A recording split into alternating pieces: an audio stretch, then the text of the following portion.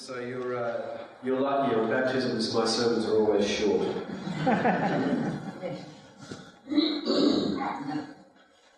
Pop quiz, very quickly, for all of you who have been part of the church for a long time, or maybe some who haven't, and they ask this question. What does the word Selah mean in the psalm we just said?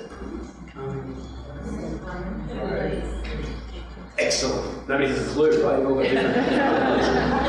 That's the whole point. We sort of read things, right? We go through, and I would think maybe I'm the only one, but whenever we get to that in a psalm, we're all kind of like, Selah. Because we don't know whether we're meant to say it or not, or what it means. Because nobody actually knows what it means. Even the really great Hebrew scholars, translators, still don't really know what that means. They don't know whether it should be left there, or taken out, or how it helps the psalm, or whether it was just some kind of sort of cadence meter or something for a psalm that it was being sung as music. And if that was the case, then we shouldn't be saying it. What's the point? Not to prove that we're all confused, simply to say that words are important. Right? Understanding what words mean and how they're used is incredibly important to us. So now you can all go back and tell whoever you would like exactly what Selah means, and they can't tell you you're wrong because they don't know either. So Jesus is continuing his farewell discourse in today's Gospel. We've had it the last couple of weeks. Jesus knows what's going to happen. His disciples understand what's about to happen to him, or they're at least starting to catch on a little bit as to what might be starting to happen. And the incredible thing about this, the remarkable thing in John, is that there's no fear in Jesus. There's no kind of fretting about what's about to happen to him.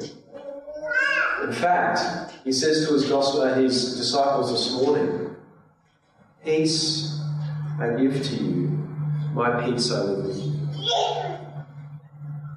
We all understand what peace means, I think.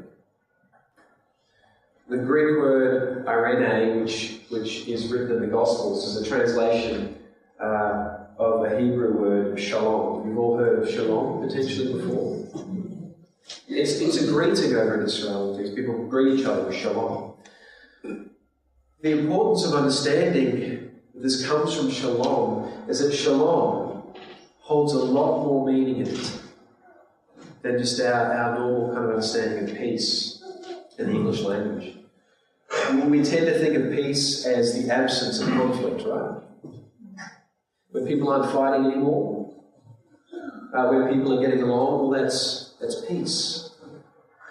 Or if you've ever had a house full of kids before, which I do at the moment, when they go to bed at night and you sit down and you finally have control of the remote, what's that? Peace, right? We all kind of understand this understanding of peace. Shalom is slightly different. Shalom is an active word. It's not an absence. It's an active becoming. Shalom means bringing together. It means piecing together that which is broken. Shalom means making whole something that is not yet whole. So instead of us being happy and content with the lack of conflict, the peace that Jesus leaves to his disciples, and therefore us, is a peace that we are constantly trying to bring together. It's not simply everybody getting on. It's bringing broken things into wholeness. Now there's an Irish comedian called Dylan Moran. I don't know if any of you have heard of him. He had a great series called Black Books, and I was watching a program of his the other day. And just like many comics do, he said something incredibly profound. And it seems ridiculous. It seems like a paradox. But what he said was that war is actually the absence of conflict. War is not the opposite of peace. War is actually the absence of conflict.